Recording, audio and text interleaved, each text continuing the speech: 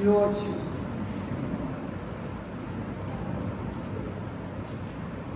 Aleluya. Lucas 4, 18 y 19. Esa misma lectura la encontramos también en Isaías, capítulo 61, versos 1 al 3. Si se ponen de pie, reverenciamos la palabra del Señor.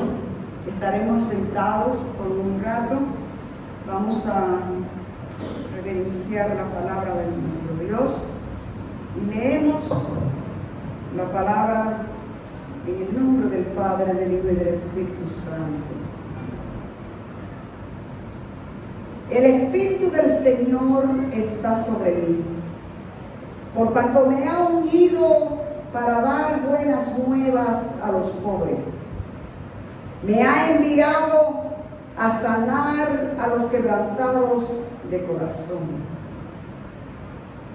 a pregonar libertad a los cautivos y vista a los ciegos, a poner en libertad a los oprimidos, a predicar el año agradable del Señor. Padre, gracias por tu palabra. Tu palabra es vida. Tu palabra, Señor, nos edifica, nos enseña, nos nutre, nos corrige. Tu palabra, Señor, es la espada que tenemos para poder, Señor, con ella hacer frente a todos los ataques del maligno. Señor, que tu palabra en esta mañana, en esta hora, haga en nosotros y en todos los que puedan escuchar, sea, Señor, efectiva y haga el trabajo para el cual tú la envías a nosotros en esta hora. Señor, solamente soy tu canal por medio del cual, usando tú mis cuerdas vocales, hablará a nuestras vidas. Glorifícate, Señor. Tuya es siempre toda la gloria y todo el honor. Oramos y te damos gracias en Cristo Jesús. Amén y amén. Pueden tomar sus asientos, mis amadas y mis amados. El tema de la predicación de hoy es ungidos por su Espíritu. Ungidos por su Espíritu.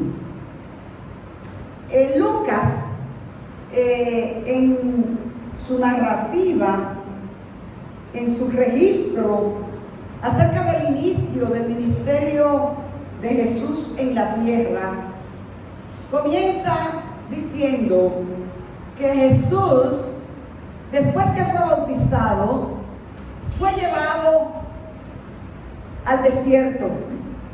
Y fue llevado al desierto para ser tentado. Y allí en el desierto estuvo por 40 días y 40 noches en ayuno y en conversación con su Padre. Y que esas tentaciones Él las venció.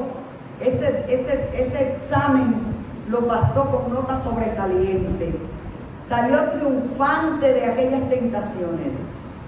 Y después de haber vencido al maligno en el desierto, dice Lucas en su narrativa que Jesús, después de haber salido del desierto, volvió en el capítulo 4 y el verso 14, dice Lucas, y Jesús volvió en el poder del Espíritu a Galilea.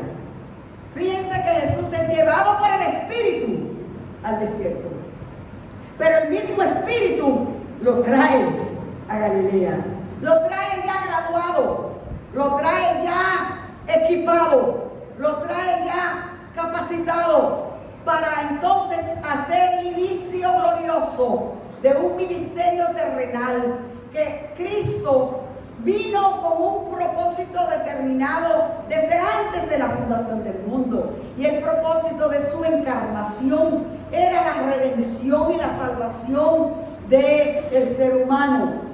Pero esa venida de Cristo, esa encarnación de Dios en Jesucristo su Hijo, no solamente vino para beneficiar a la humanidad con la salvación y el rescate, sino que durante estuvo aquí, en presencia humana, estuvo desarrollando un ministerio a favor del sufriente.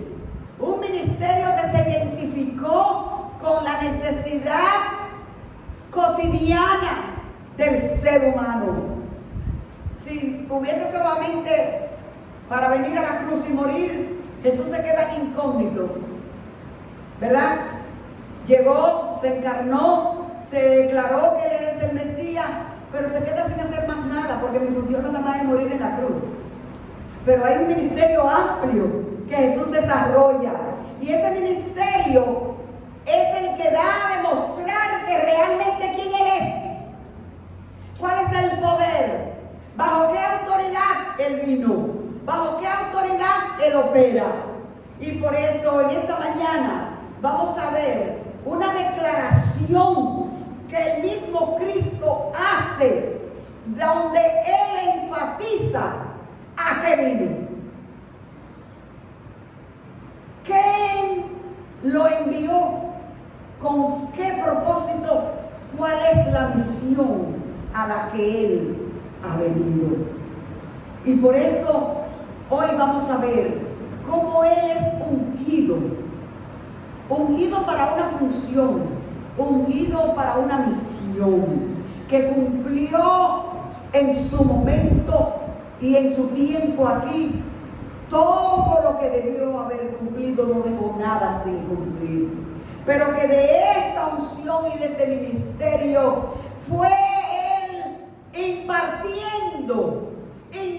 a los que escogió, a los que llamó, para que aún en su ausencia física, ese mismo ministerio siga siendo efectivo, activo, y sea el ministerio que sigue haciendo el trabajo planificado por el Eterno a bienestar de toda la humanidad. Es por eso que cuando Jesús es llevado de nuevo a Galilea, y cuando Jesús llega a Galilea, Galilea es el pueblo, la ciudad donde Jesús creció. Todo el mundo conocía a Jesús en Galilea. Todo el mundo sabía que era el hijo de María y de José el carpintero. José tenía una industria de carpintería.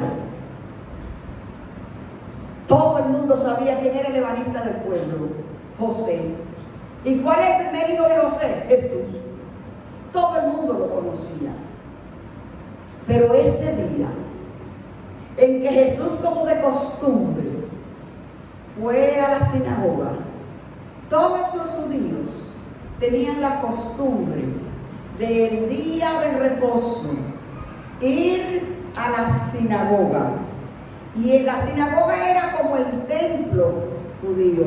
Ustedes saben que Salomón construyó un templo en Jerusalén que era como la casa donde Dios habitaba, y allí era que se iba a adorar. Pero cuando Jerusalén fue invadida por el Imperio Romano, ese templo fue destruido, fue derribado, y no quedó más que ruinas. Entonces los judíos construían sinagogas. La sinagoga era el lugar donde se enseñaba la ley, donde la gente iba para escuchar, leerle la ley. No es como en nuestros tiempos, que tenemos libros y literatura a granel, y ahora tenemos los libros digitales, y tenemos y leemos donde información en todas partes, todos los artefactos que tenemos tecnológicos. Antes era un rollo, un papiro. Ese pergamino, ese rollo, que lo hacían de el papiro era una planta, como la cabuya, una planta que la preparaban y hacían como un pergamino, como una hoja grande, y se escribía la ley. Por eso existían los escribas. El escriba era el encargado, la persona capacitada para transcribir la ley. Y eso eran enrollados, hacían un rollo con 2 pedacitos de madera, y ese rollo era envuelto y era guardado en un lugar sagrado de la sinagoga, y los sábados se sacaba ese rollo, toda la gente venía a la sinagoga y se sentaba a escuchar cuando desenrollaban ese rollo y leían la parte de la escritura que correspondía a ese día. Este día donde Jesús lee en el rollo, en el libro, dice que él llegó a la sinagoga, y para todos los que llegaron ese día era un día más, un momento cualquiera, un sábado igual que todos los demás, rutinario. Y hago un paréntesis para decir que muchas veces el venir a la casa del Señor se convierte también en rutina. Se convierte en que hoy es domingo y es un domingo más. Y voy con los coros que se cantan, los himnos, canto, escucho la predicación y me voy para la casa. Y no sucedió nada que realmente me cambió, me trabajó, me ministró. Me voy como llegué. Tenemos que venir a la casa del Señor con expectativa de que algo va a pasar, de que la presencia del Señor está aquí, que la presencia del Señor se va a mover en tu vida y en mi vida, que vamos a salir edificados, que vamos a salir bendecidos, que la presencia del Señor va a ministrar en nuestras vidas.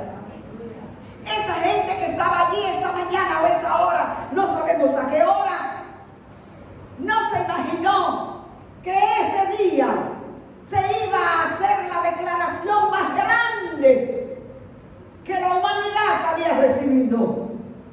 Ese día Jesús toma el rollo y él lo abre y le abre en el libro de Isaías. Isaías es el profeta que profetizó de Cristo 750 años antes de que Cristo fuera encarnado en el vientre de María. 750 años antes, el profeta Isaías había escrito lo que Cristo ese día va a leer como una declaración enfática de que Él es el Mesías, el enviado de Dios. Y él entonces toma el rollo y él dice, y lee, él está leyendo, está escrito y él dice: el Espíritu del Señor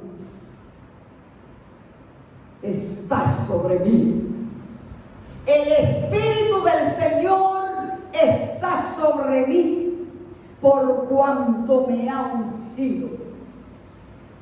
Yo soy el ungido, aquel que profetizó Isaías, aquel que dijo: oh Belén, tú que eres la más pequeña, de ti saldrá el más grande, el Mesías. Será aquel que vendrá algún día como renuevo, se levantará y se sentará en el trono de David para siempre. Es Isaías aquel que profetiza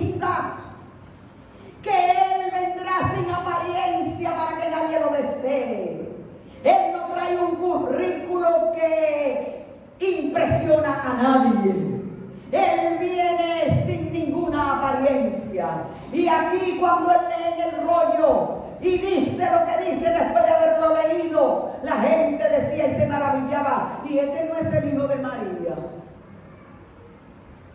Porque de ese día en adelante ya no es el hijo de María, él es el ungido de Dios, es el ungido por el Espíritu, porque el Espíritu del Señor está sobre él.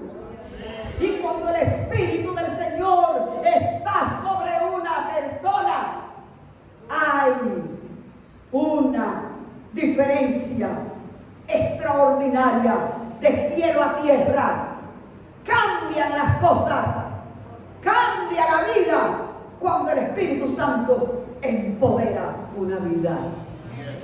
Cristo es el ungido de Dios.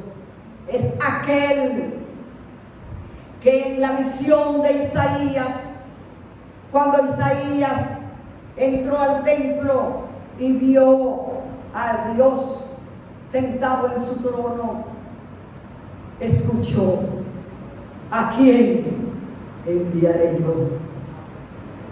Y escuchó: heme aquí, envíame a mí. El mundo estaba perdido, no había esperanza. Y me imagino la Trinidad en ese plan de redención desde la eternidad. Uno de nosotros tres va a tener que ir al rescate. Y Cristo dice: heme aquí, envíame a mí. Y he profetizado todo su dolor, todo su sufrimiento, todo su padecimiento por Isaías. Pero ahora, en esta declaración que Jesús hace de que el Espíritu del Señor está sobre él, el Espíritu del Señor lo ha ungido, y ahora comienza Jesús en su lectura a declarar para qué ha sido ungido. Muchas veces buscamos ser ungidos sin tener el Espíritu Santo, pero ¿para qué? Hay mucha gente que vive cantando: Señor, lléname, lléname, ¿verdad? Espíritu Santo, ven, y se suena muy bonito. Espíritu Santo, lléname. Espíritu Santo, satúrame. Espíritu Santo, pero ¿para qué? ¿Para qué tú quieres estar lleno? ¿Cuál es la función a la que te va a impulsar ese poder del Espíritu cuando llegue y te llene? El Espíritu del Señor está sobre mí porque me ha ungido. ¿Para qué? Y la primera función, la primera misión para la que Cristo declara que ha sido ungido por el Espíritu es para dar buenas nuevas a los pobres. Y diríamos entonces, entonces nada más los pobres, los ricos no tienen buena nueva. Entonces nada más fue para los pobres, ¿verdad? Porque dije a darle buenas nuevas a los pobres. Pero cuando nosotros vamos al Evangelio de Mateo capítulo 5, encontramos que Jesús declara quiénes son esos pobres. Él dice: bienaventurados los pobres en espíritu. Los pobres en espíritu.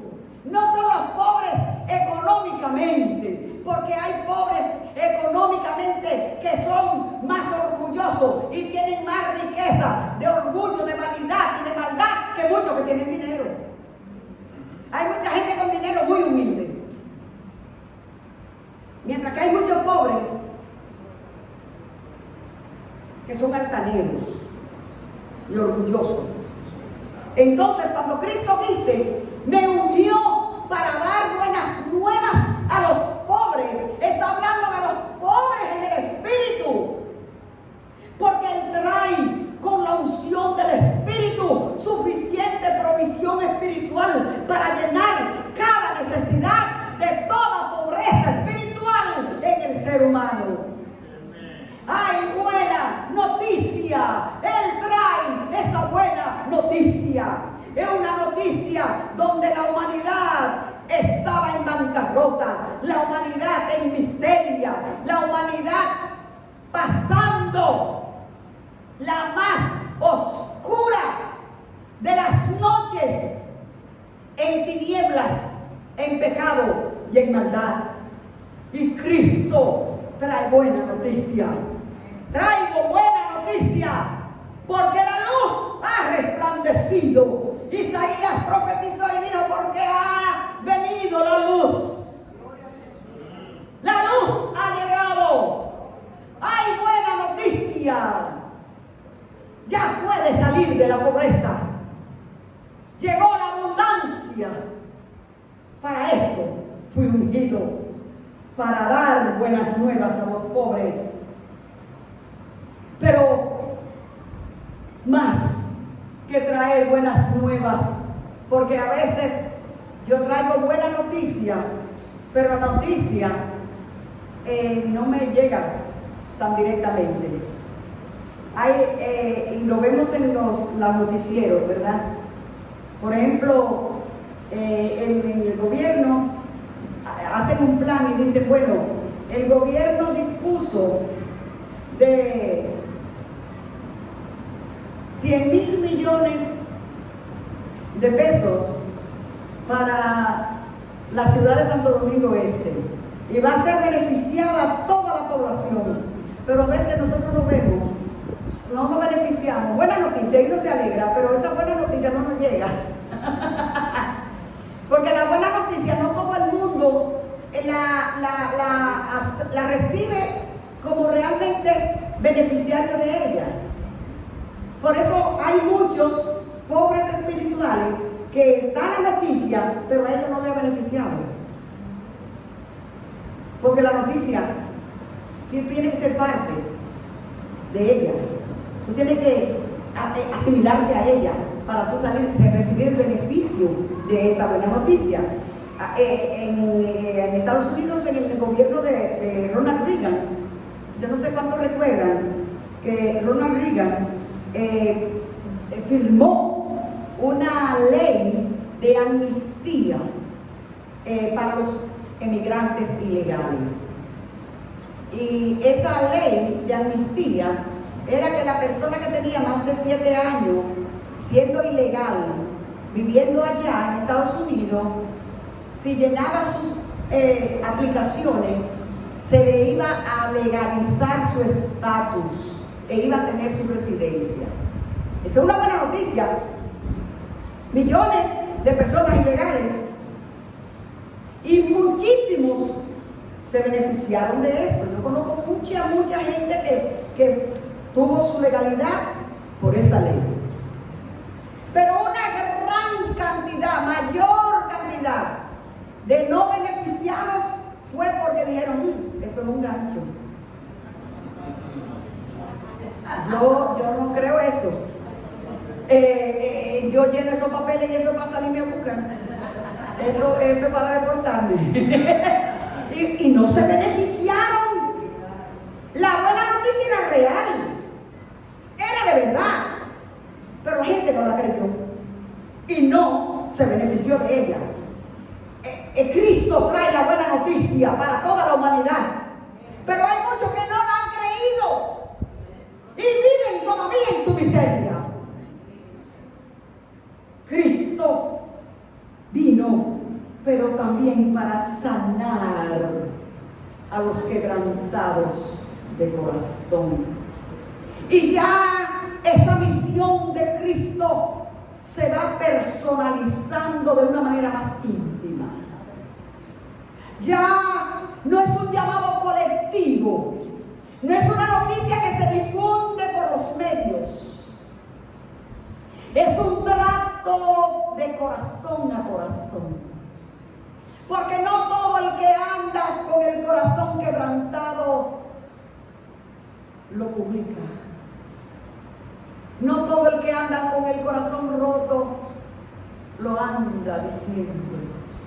Pero Cristo trae la unción del Espíritu para identificar los corazones rotos, los corazones quebrantados por el dolor, por el sufrimiento. Y Cristo viene para restaurar, para sanar. Él no viene para ponerte una curita. Él no viene para ponerte un poquito de una cremita para que se te alivie donde te duele. Él viene para sanarte. Si estás aquí con el corazón quebrantado, y a veces el quebrantamiento del corazón es porque otra persona se ha encargado de quebrantarlo, porque te han herido, porque te han traicionado, porque te han ofendido, porque te han dañado y todavía tu corazón está herido. Esas cicatrices todavía sangran. Cristo, el ungido por el Espíritu, está aquí para sanar tu corazón quebrantado, para sanar el quebrantado de corazón. Él vino para pregonar libertad a los cautivos, a los que estaban cautivos. Y usted sabe lo que es estar cautivo. Usted sabe la gente cuando lo secuestran. Cuando la gente lo secuestran, están secuestrados, cautivos, y no hay manera de cómo se puedan liberar. Porque los secuestros siempre tienen una intención detrás, ¿verdad? El que secuestra es porque quiere sacar algo, algún beneficio de la persona que tiene secuestrada. A veces son beneficios políticos. Yo recuerdo una vez que hubo un rescate histórico de unas personas que estaban secuestrados, un avión secuestrado, y secretos de Estados Unidos hicieron una maniobra de rescate y lograron rescatar todos esos prisioneros vivos. Cristo vino para Él ir a las celdas, a donde el enemigo, donde el diablo tiene cautivo la humanidad, y Él vino para dar y pregonar y decir: váyanse, corran, salgan, que ya la puerta está abierta. Hay puerta de rescate. Ya su opresor no tiene derecho en ustedes. Pregonó libertad a los cautivos y para darle vista a los ciegos. Yo creo que una de las más tristes condiciones que la persona puede tener de insuficiencia es la ceguera. Yo creo que una de las necesidades que las facultades que una persona sufre, yo creo que la ceguera es una de las peores. Porque eso es terrible. Perder físicamente el no poder ver. El no ver. Y yo digo, el que nació de no ver, como que se adapta. Pero después que usted ha visto, después que usted sabe lo que se ve, lo que es ver, verse sin vista, tiene que ser muy difícil. Muy difícil verse sin vista. Y la ceguera espiritual, la que tiene la persona que no le permite ver en el peligro donde están, hacia dónde lo llevan sus pasos, que van al precipicio, que van a la perdición eterna, pero no lo ven. Esa ceguera, Cristo vino para abrirle los ojos a los ciegos. Él vino para poner en libertad a los oprimidos y para predicar el año agradable del Señor. El año agradable del Señor, el año de la gracia, el año donde hay oportunidad para todos, el año donde Dios manifestó su gracia de tal manera que ya podemos ser justificados ante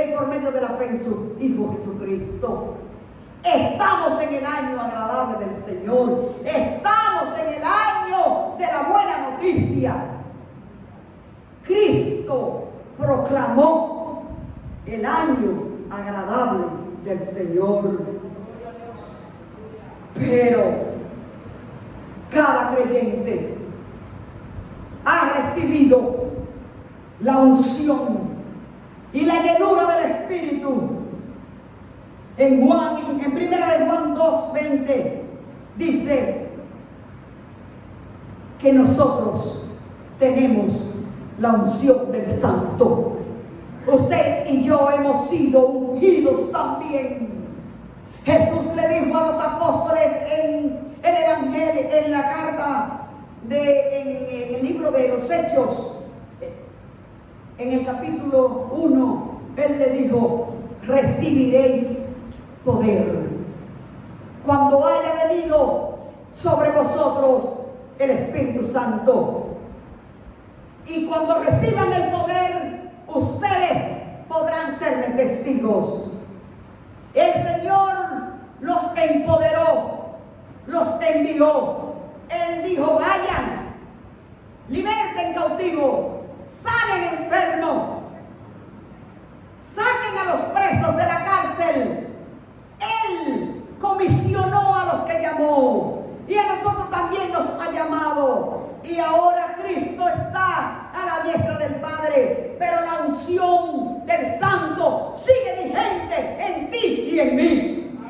Y tú y yo estamos ahora llamados porque los pobres esperan escuchar buena noticia, y esa buena noticia la tienes tú y la tengo yo. Los corazones quebrantados necesitan ser sanados. Los cautivos claman por libertad. Los ciegos quieren ver. Los oprimidos necesitan ser liberados. Cristo cumplió su misión. Cristo desarrolló su ministerio triunfante. Y tú y yo somos encargados de continuar con ese santo ministerio de redención. Estamos llamados a representar a Cristo. Cristo vive en tu corazón y en mi corazón. Y ese Cristo viviente sigue sanando enfermos, sigue sanando corazones quebrantados, sigue teniendo buena noticia. Es el Cristo que vive todavía. Y es el Cristo que todavía liberta. Es el Cristo que todavía perdona. Es el Cristo que sana. Saquémonos de las paredes de la iglesia. Saquemos a Cristo de las paredes de la iglesia y llevemos a Cristo allá afuera y digámosle a los que están cautivos por el diablo: hay libertad para ti. Yo tengo la llave. Aleluya. Cristo le dijo a Pedro: a ti te daré la llave del reino de los cielos. Y a quien tú le remita sus pecados, le serán remitidos. A quien tú le perdones, le serán perdonados. Y la iglesia tradicional dice que por eso Pedro es el que tiene la llave. Pero déjenme decirle que a cada uno de nosotros nos dieron una copia. Y usted y yo tenemos una copia del reino de los cielos. Y cada vez que usted comparte la buena noticia, ungido por el Espíritu, usted está abriendo la puerta de los cielos para que una vida llegue, para que un ciego vea, para que un cautivo sea libre. Y tenemos una oportunidad gloriosa este domingo que viene. Cada uno de nosotros y de nosotras tenemos la oportunidad de ejercer ese ministerio, de hacer una realidad lo que Cristo dijo. Y digamos en esta mañana, concluyendo esta predicación, vamos a ponernos de pie y vamos a decir lo que Cristo dijo. Aleluya, aleluya. Y vamos a declarar todos nosotros en voz alta que hemos sido ungidos. ¿Y para qué hemos sido ungidos? En el nombre del Señor vamos a hacer la obra de ministerio a la que el Señor nos ha llamado. Por eso vamos a leer todos juntos. Vamos a repetir esta lectura. Miguel Ángel, si me puede poner la lectura, por favor, para que todos leamos al unísono esta lectura. Y usted va a declarar que usted ha sido ungido. Que yo, Marta, he sido ungido. Que usted ha sido ungido. Aleluya. Lucas 4, 18 y 19. Aleluya. Oh, gloria a Dios. Santo es el Señor. Aleluya. Gloria, gloria, gloria a nuestro Dios. Aleluya. Vamos a declarar al unísono todos. 1, 2, 3. El Espíritu del Señor está sobre mí, por cuanto me ha ungido para dar buenas nuevas a los pobres.